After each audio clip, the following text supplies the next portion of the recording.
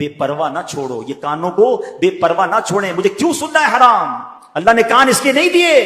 سننا ہے تو تلاوت سنیے، نعتیں سنیے، علماء اہل سنت کے عاشقان رسول علماء کے بیان سنیے. اور تیسری چیز زبان. نبی پاک علیہ الصلوۃ والسلام سے ایک بار سوال کیا گیا. ایک صحابی نے پوچھا، حضور آپ مجھ پر سب سے زیادہ کس چیز کا خوف رکھتے ہیں؟ نبی پاک نے اپنی زبان اقدس پکڑ کر فرمایا، اسے. سب سے زیادہ سینسٹیو. آپ کو پتا ہے جسم کے باقی اعضاء تو اوپن ہیں، زبان وہ ہے جس کے 32 پہرے دار ہیں، اور کسی باڈی پارٹ کے 32 پہرے دار نہیں ہیں. 32 دانتوں سے کنٹرول کیا گیا اس کو، مگر وہ 32 پہرے داروں کو توڑ کر بھی جب چلتی ہے نا تو پتہ نہیں کسی کا گھر توڑ دیتی ہے، کسی کا دل توڑ دیتی ہے، کسی سے جھگڑا کر دیتی ہے، کسی سے پارٹنرشپ ختم کر دیتی ہے، بیوی کو طلاق دے دیتی ہے. زبان کیا کچھ نہیں کر سکتی. خدا کی قسم یہ نعمت بھی کمال کی ہے. اگر اس نعمت کا صحیح استعمال کر لیا جائے تو بیٹھے بیٹھے نیکیوں کا انبار لگ سکتا ہے. سب مل کر کہیے سبحان اللہ، کہیے الحمدللہ، اللہ اکبر. کتنی دیر لگی؟ 30 سیکنڈ بھی نہیں لگے. بیٹھے بیٹھے کیا کما لیا پتا ہے آپ کو؟ اللہ کے نبی علیہ الصلوۃ والسلام کے سچے وعدے ہیں. جو ایک بار سبحان اللہ کہے جنت میں درخت لگا دیا جاتا ہے. ایک بار الحمدللہ کہے جنت میں درخت لگ گیا. ایک بار اللہ اکبر کہے جنت میں درخت لگ گیا. افضل الذکر کہا گیا لا الہ الا اللہ. میں بیٹھا رہوں لا الہ الا اللہ پڑھتا رہوں، بیٹھا رہوں سبحان اللہ پڑھتا رہوں، بیٹھا رہوں اللہ اکبر پڑھتا رہوں. نبی پاک فرماتے ہیں جنت کے خزانوں میں سے، جنت کی کیاریوں میں سے اگر کسی کو کچھ چننا ہے تو لا حول ولا قوت الا باللہ پڑھ لے. یہ جنت کے خزانوں میں سے خزانہ ہے. حدیث پاک کا مضمون ہے. کتنا آسان ہے، واقعی کمال کی نعمت ہے. لیکن پرابلم یہ ہے اس نعمت کا صحیح استعمال نہیں کر رہے. اس نعمت سے کوئی فائدہ اٹھانے کی بجائے گناہ کر رہے ہیں، گالیاں دے رہے ہیں، بے حیائی کی باتیں ہو رہی ہیں، غیبتیں ہو رہی ہیں، جھوٹ بول رہے ہیں. نہ کریں ایسا، مارے جائیں گے. یہ زبان گناہوں کے انبار لگا دیتی ہے. کسی کا دل توڑنے سے پہلے سوچو کہ تلوار کا زخم تو بھر جائے گا، زبان کا زخم نہیں بھرتا ہے. آپ زندگی میں کئی بار بول کر پچھتائے ہوں گے کہ یار کاش چپ رہ جاتا. کبھی خاموش رہ کر نہیں پچھتائے ہوں گے. ہاں بول کر یار کیوں بول دیا، دشمنی ہو گئی، رشتہ ٹوٹ گیا، پارٹنرشپ ختم ہو گئی، غصے میں یار نکل گیا زبان سے، تو پہلے سوچتے نا. یہ جو دعوت اسلامی کے ماحول میں بڑا پیارا ایک نعرہ امیر علیہ سنت لگاتے ہیں. کیا نعرہ ہے؟ پہلے تولو بعد میں بولو. یہاں تو احساس ہی نہیں، ہم تو بولنے کے بعد تول رہے ہوتے ہیں. صحیح بولا غلط بولا، پہلے تولنا تھا نا. تو کاش یہ احتیاط نصیب ہو جائے. تو ان 3 چیزوں کو بچائیے گناہوں سے. آپ بہت سارے گناہوں سے بچ جائیں گے. ویسے اور بھی چیزیں ہیں، لیکن اگر آپ نے ان 3 چیزوں پر کنٹرول کرنے کا ذہن بنا دیا کہ آنکھ سے حرام نہیں دیکھوں گا، کان سے حرام نہیں سنوں گا، زبان سے حرام نہیں بولوں گا، ان تینوں کو اچھے کاموں میں استعمال کروں گا. قرآن کہہ رہا ہے اے ایمان والو اللہ سے ڈرو جیسا ڈرنے کا حق ہے. لیکن اب اگلا حصہ، اللہ اکبر ولا تموتن الا وانتم مسلمون. تمہیں اس حالت میں موت نہ آئے کہ تم مسلمان نہ ہو. مرنا ہے تو ایمان کے ساتھ مرنا ہے. یہ بڑا نازک مرحلہ ہے. لوگ کہیں گے جناب اس میں کیا بڑی بات ہے، میں ہوئی مسلمان، مروں گا تو مسلمان ہی مروں گا نا. اتنا آسان نہیں ہے. ہاں آؤ پہلے پیرانے پیر کا ذکر کرتے ہیں. غوث پاک تو ولیوں کے سردار ہیں نا، ان کے صدقے انشاءاللہ ہمارے ایمانوں کی حفاظت ہوگی. مگر سنو پیرانے پیر کا عالم کیا ہے، خوف خدا کا عالم کیا ہے. شیخ عبد القادر جیلانی کو ایک بار حرم کعبہ میں دیکھا گیا، کنکریوں پر سر رکھے ہیں اور رب العزت کی بارگاہ میں دعا کر رہے ہیں اے رب کریم مجھے بخش دے، اگر میں سزا کا حقدار ہوں تو بروز قیامت مجھے اندھا اٹھانا کہ نیکوکار لوگوں کے سامنے شرمندہ نہ ہوں. خوف خدا اس کو کہتے ہیں. یا ایھا الذین آمنوا اتقوا اللہ حق تقاتہ، اللہ سے ڈرو جیسا ڈرنے کا حق ہے. ارے میں گناہگاروں کا سردار، مجھے شرم نہیں آتی اپنے اعمال پر. وہ ولیوں کے سردار ہیں اور اللہ سے کہہ رہے ہیں یا اللہ اگر میرے گناہ زیادہ ہیں تو اندھا اٹھائیو، میں شرمندہ نہ ہو جاؤں. آئے ہائے یہ ہوتے ہیں اللہ والے. آگے سنو غوث پاک، اگلی آیت ہے نا وَلَا تَمُوتُنَّ إِلَّا وَأَنْتُمْ مُسْلِمُونَ. اس آیت کا اگلا جز سنو. میرے پیرانے پیر کو کیسا خوف تھا. ایک بار عید کا دن ہے، غوث پاک کہہ رہے ہیں، لوگ کہہ رہے ہیں آج عید کا دن ہے، عید کا دن ہے. عبد القادر کے لیے عید کا دن وہ ہوگا جب اپنا ایمان سلامت لے کر دنیا سے جائے گا. ان کو اتنی فکر ہے ایمان پر موت کی کہ قبر میں ایمان سلامت لے کر جانا ہے. کیا مجھے اور آپ کو یہ فکر ہے؟ آپ کو پتا ہے ساری زندگی روزے رکھے، ساری زندگی نمازیں پڑھی، صدقہ خیرات حج، ساری زندگی نمازیں پڑھی، اور اگر مرنے سے پہلے ایمان چلا گیا نا تو یہ سب کچھ زیرو ہو جائے گا. حدیث پاک میں آتا ہے ہر بندہ اس حالت پر اٹھایا جائے گا جس پر مرے گا. اب یہاں 2 باتیں ہیں، ایمان پر مرے گا تو ایمان پر اٹھایا جائے گا، کفر پر مرے گا کفر پر اٹھایا جائے گا. ایمان بھی بچانا ہے. اور ایک اور بات سوچئے, شراب کے نشے میں مرے گا تو نشے میں اٹھایا جائے گا, فلم دیکھتے دیکھتے مرے گا تو کس حالت میں اٹھے گا, بدکاری کرتے کرتے مرے گا تو کس حالت میں اٹھے گا, جوا کھیلتے کھیلتے مرے گا تو کس حالت میں اٹھے گا. سوچئے. آپ کہیں گے نہیں بھائی ٹھیک ہے میں غلط کام کرتا ہوں مگر اس وقت کیسے مروں گا. تو آپ میں سے کسی کے پاس اختیار ہے کہ آپ اپنی چوائس سے مر سکتے ہیں کہ ملک الموت آ گیا اور کوئی شراب پی رہے ہیں, نہیں بھائی ابھی نہیں آنا, تھوڑی دیر بعد میں ذرا نشہ اتار لوں. You have time, you have authority. کسی کو پتا ہے میں کب مروں گا؟ آگاہ اپنی موت سے کوئی بشر نہیں, سامان 100 برس کا ہے پل کی خبر نہیں. بھول گئے آپ جہاز میں موت ہوتی ہے. پچھلے دنوں کی بات ہے, ہم جرمنی میں تھے, ہمارے بہت اچھے ساتھی دوست جاننے والے تھے, 35,000 فٹ کی بلندی پہ جہاز میں ان کو ہارٹ اٹیک ہوا, ان کا انتقال ہو گیا. ارے چلو جہاز کو چھوڑو, ہزاروں میٹر سمندر کے نیچے بھی تو موت آئی تھی نا, بھول گئے؟ تھوڑے دنوں پہلے کا ہی واقعہ ہے نا, لاکھوں ڈالر دے کر اس جگہ پہنچے جہاں موت لکھی ہوئی تھی, باپ بیٹا پاکستانی مسلمان. اگر وہ ایمان پر گئے تو اللہ ان کی مغفرت فرمائے, گناہ معاف فرمائے, ہم دعا کرتے ہیں ان کے لیے. لیکن سوچو ادھر بھی موت آ سکتی ہے. کتنی پلاننگز تھی ان کی کہ یہ دیکھیں گے وہ دیکھیں گے, ویڈیو بنائیں گے. غالباً والد کی برتھ ڈے تھی, وہ برتھ ڈے پر اپنے بیٹے کو لے کر گیا. اربوں خربوں پتی خاندان ہے. یہ سب واقعات بتا رہے ہیں کہ موت کبھی بھی اور کہیں بھی آ سکتی ہے. حضرت سلیمان کے دور کا واقعہ ہے نا, ایک شخص حضرت سلیمان کے پاس بیٹھا تھا, ملک الموت آئے اور اس کو بڑا گھور کے دیکھ رہے تھے. تو جب چلے گئے ملک الموت تو حضرت سلیمان کا وہ دوست تھا, جاننے والا تھا, کہتا حضرت یہ کون تھے جو مجھے بڑا گھور کے دیکھ رہے تھے؟ کہا یہ ملک الموت تھے, روح قبض کرنے والا فرشتہ آیا تھا. کہا حضرت لگتا ہے میرا ٹائم قریب آنے والا ہے, اتنا گھور کے دیکھ رہے تھے, آپ کی تو ہواؤں پر حکومت ہے, آپ جلدی سے ہوا کو حکم دے مجھے یہاں سے ہندوستان لے جائے. اب غالباً مصر تھا وہ, حضرت سلیمان نے ہوا کو کہا اس بندے کو ہندوستان لے جاؤ, ہند لے جاؤ. تھوڑے دنوں بعد ملک الموت آئے تو حضرت سلیمان نے پوچھا اے ملک الموت, اے روح قبض کرنے والے فرشتے, تھوڑے دنوں پہلے تم آئے تھے, میرا ایک دوست بیٹھا تھا, بڑا تم اسے غور سے دیکھ رہے تھے, ماجرا کیا تھا؟ کہا حضرت میں یہ سوچ رہا تھا, ملک الموت کہتے ہیں کہ میرے پاس یہ لکھا ہوا ہے کہ تھوڑی دیر بعد اس کی روح ہند میں قبض کرنی ہے, بندہ آپ کے پاس بیٹھا ہے. بات آئی سمجھ؟ اس کو پہنچنا تھا وہاں پر. اس نے خود کہا حضرت سلیمان سے کہ حضور آپ ہوا کو حکم دیں کہ مجھے ہند پہنچایا جائے. وہیں پہنچیں گے میں اور آپ, اللہ کرے مدینے پہنچے. یا اللہ سخی کے در پر آئے ہیں, ہمیں مدینے کے سوا کہیں موت نہ دینا. جب آخری وقت آ جائے مولا مدینے بلا لینا.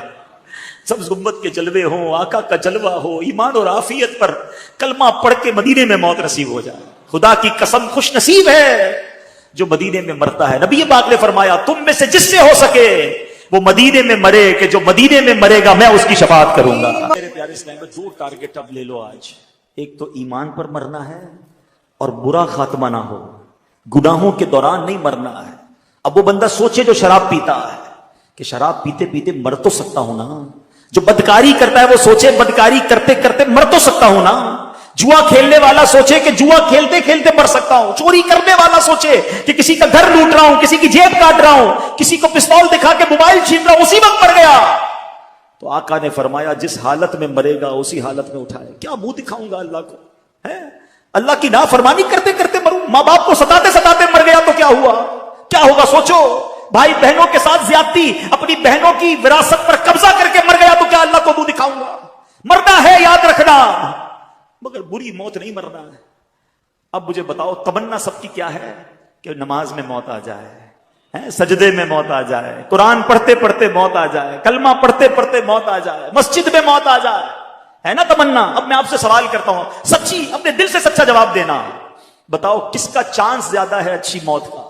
اس کا کہ جو ایک وقت کی نماز نہیں پڑھتا, جو بے حیائی کے کام کرتا ہے, جو دوستوں کے ساتھ بیٹھ کر غیبتیں کرتا ہے, فلمیں ڈرامے گانے باجے دیکھتا اور سنتا ہے, جو شراب کی محفلوں میں تاش کی محفلوں میں بیٹھتا ہے, اس کو موت آئے گی تو کیا اس کو سجدے والی, قرآن والی, تلاوت والی موت آئے گی؟ یا سچ بتاؤ اس کا چانس زیادہ ہے جو 5 وقت با جماعت مسجد میں نماز پڑھتا ہے, روز تلاوت قرآن کرتا ہے, 313 بار کم از کم روزانہ درود پاک پڑھتا ہے, اپنے ماں باپ سے جب ملتا ہے ان کے ہاتھ چومتا ہے, مسلمانوں کو نیکی کی دعوت دیتا ہے, کبھی درس میں بیٹھتا ہے, کبھی اجتماع میں جاتا ہے, کبھی مدنی مذاکرے میں جاتا ہے, کبھی مدنی قافلے میں جاتا ہے. ارے موت تو سب کو آنی ہے.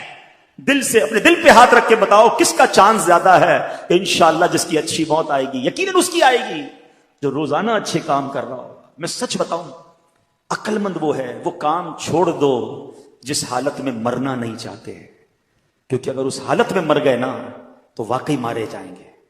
اللہ مجھے اور آپ کو اچھے کاموں میں لگا دے، نیکی کے کاموں میں لگا دے، ہمارا جینا مرنا نیکی کے کام بن جائے، ہم کاروبار بھی کریں تو حلال کمائیں، روزگار پہ بھی جائیں، اللہ کی رضا والے کام کریں، ادھر بھی دکان پر نماز کا ٹائم ہو تو نماز پڑھیں، بدنگاہی سے ادھر بھی بچیں، موقع ملے تو نیکی کی دعوت دیتے رہے، تاکہ کبھی بھی اگر ملک الموت آ جائیں، کبھی بھی مجھے موت آ جائے تو اچھا کام کرتے کرتے، اللہ رسول کی باتیں کرتے کرتے دنیا سے جاؤں۔ کاش یہ بات ہمیں نصیب ہو جائے کہ میں سو جاؤں یا مصطفیٰ کہتے کہتے، میں سو جاؤں یا مصطفیٰ کہتے کہتے، اور پھر کھلے آنکھ صلی اللہ کہتے کہتے۔ تو ایک ٹارگٹ یہ لینا ہے کہ برے کام چھوڑ دیں جس حالت میں مرنا نہیں چاہتے، مرنا اچھی حالت میں ہے۔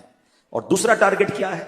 ایمان سلامت لے کر جانا ہے۔ سیدی اعلیٰ حضرت فرماتے ہیں کہ جس کو زندگی میں سلب ایمان کا خوف نہ ہو، یعنی جس کو یہ خوف نہیں ہے نا کہ میرا ایمان چھن سکتا ہے، مرتے وقت اس کا ایمان سلب ہونے کا اندیشہ ہے، ڈر ہے کہ اس کا ایمان سلب کر لیا جائے۔ اے میرے پیارے اسلام بھائیوں، ایمان کی جو ڈاکو ہے نا وہ گھوم رہے ہیں۔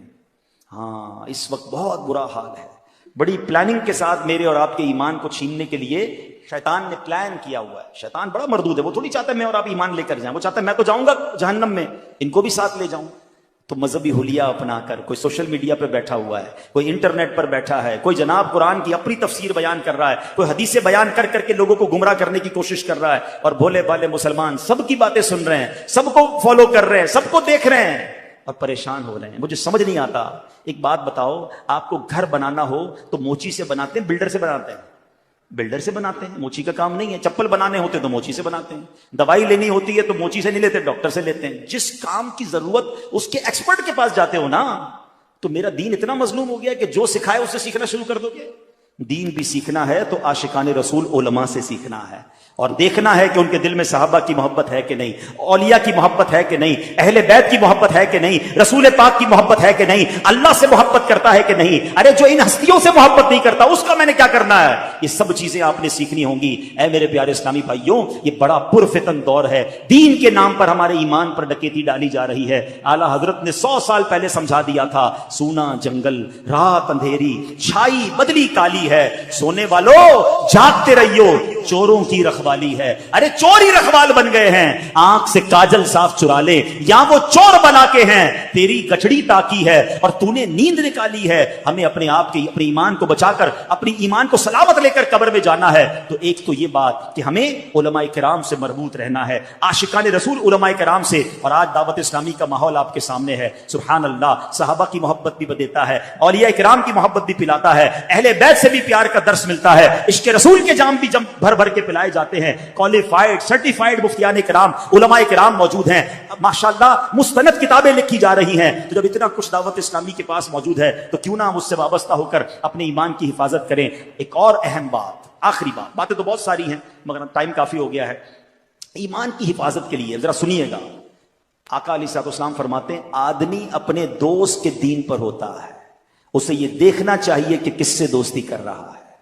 اب غور کیجئے، ہم جوتا نہیں سلواتے جب تک پتہ نہ چلے موچی کیسا ہے، کپڑے نہیں سلواتے اس درزی سے جب تک پتہ نہ چلے یار درزی ٹھیک ہے، کپڑے صحیح سیتا ہے کہ نہیں، ڈاکٹر کے پاس جانے سے پہلے 4 بندوں سے پوچھتے ہیں یار ڈاکٹر ٹھیک ہے کہ نہیں، اور جو تھوڑی دیر بیٹھا اس کا دوست بنا لیا، بلکہ اب تو ڈیجیٹل دوست، friend request I accept, friend request I accept, حالانکہ بندہ دوست کے دین پر ہوتا ہے۔ اب لوگوں سے پوچھو نا یار تم نے اس کو دوست بنایا جو صحابہ کو برا بھلا کہتا ہے؟ ہاں بھائی اس کا عقیدہ ہے، میں تو بس صرف دوست ہوں، چائے پیتے رات کو بیٹھتے ہیں۔ کوئی ہے بھائی وہ اہل بیت کو برا بھلا کہہ رہا ہے؟ ٹھیک ہے اس کا عقیدہ ہوگا، دوستی میں تو بس ایسی ہم کھاتے پیتے ساتھ ہیں۔ غور کیجئے یہ کدھر جا رہے ہو آپ؟ بد عقیدہ سے دوستی کرو گے؟ چلو میں آپ سے ایک سوال کرتا ہوں، کوئی آپ کی ماں کو برا بھلا کہے، آپ کے والد کو برا بھلا کہے، رات کو بیٹھو گے چائے پینے اس کے ساتھ؟ جاؤ گے اس کے گھر پہ؟ بلاؤ گے اس کو گھر پر؟ نہیں۔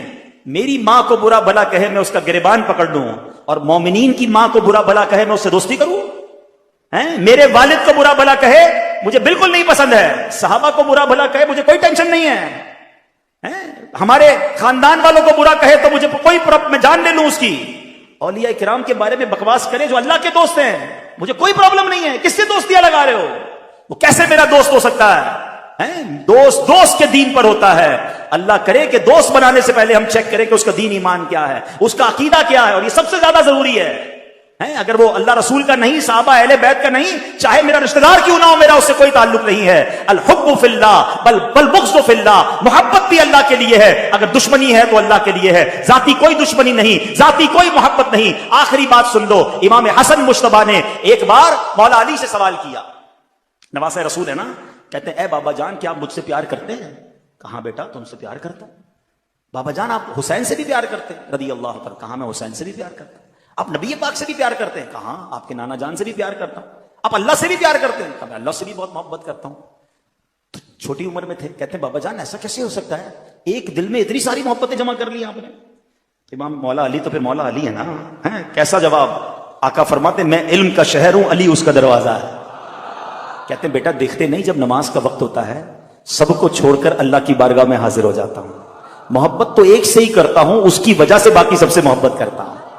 ہمیں جو صحابہ سے پیار ہے نا وہ اللہ کی وجہ سے ہے, اولیاء سے پیار اللہ کی وجہ سے, اللہ کے پیارے ہیں نا. نبی پاک سے پیار کیوں ہے؟ وہ اللہ کے محبوب ہے. تو سبحان اللہ, اصل محبت اللہ سے ہے, اور اللہ کی رضا کے لیے باقی سب سے محبت ہے. سخی عبد الوہاب شاہ ہمارے رشتہ دار نہیں ہیں, میں کراچی سے چل کر آیا, پتہ نہیں پاکستان کے کس کس حصے سے لوگ آئے ہیں, ہماری کوئی ان سے رشتہ داری نہیں ہے, مگر اس لیے پیار ہے کہ یہ اللہ والے ہیں, اللہ ان سے پیار کرتا ہے, یہ اللہ کے دوست ہے. ہماری محبتیں بھی اللہ کے لیے ہیں, اور ہماری اگر کسی سے دشمنی ہے, دوری ہے, تو وہ بھی اللہ کے لیے ہے. جو اللہ کا دشمن ہے میرا دوست کیسے بن سکتا ہے؟ تو نبیوں کا دشمن ہے وہ میرا رشتہ دار کیسے بن سکتا ہے؟ جو ولیوں اور صحابہ کو برا بھلا کہتا ہے وہ ہماری محفل میں نہیں آ سکتا. جس دن اپنے ایمان اور عقیدے کو مضبوط کر لو گے پھر کوئی ایمان چھین نہیں سکے گا. ہم کہتے ہیں سب سے دوستی, سب کے پاس جانا ہے, سب کے ساتھ کھانا پینا ہے, ایسا نہیں ہوتا. اپنے کاروبار اپنی فیملی کے لیے تم مضبوط ہو جاؤ اور اپنے ایمان کے لیے ڈھیلے پڑ جاؤ گے تو پھر ایمان کے ڈاکو گھوم رہے ہیں. اعلیٰ حضرت کا فرمان یاد رکھنا کہ ہمیں صرف نبی پاک علیہ الصلوۃ والسلام کو راضی کرنا ہے, اللہ کو راضی کرنا ہے. انشاءاللہ باقی سارے